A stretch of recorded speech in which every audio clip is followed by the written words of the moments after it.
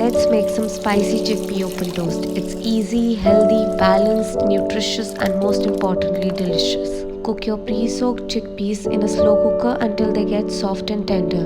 Next, strain your chickpeas and transfer it in a mixing bowl. Add your chopped onions, chilies, and some tomatoes. You can flavor it with your own preferable spices, but here I've added salt, chili, jeera, and dhania powder, and a bit of chaat masala. So now you have to mix and mash the chickpeas simultaneously.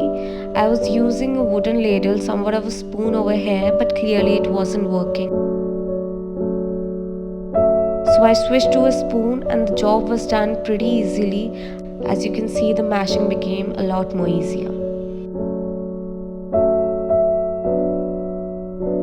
So once your chickpea mix is done, next you have to toast your bread in some butter till it becomes crispy and golden brown. Now you have to start spreading the mashed chickpeas on the well toasted bread. You don't have to worry about the mess, just spread it as evenly as possible. Now lastly, squeeze some fresh lemon juice on top to add that extra kick of flavor.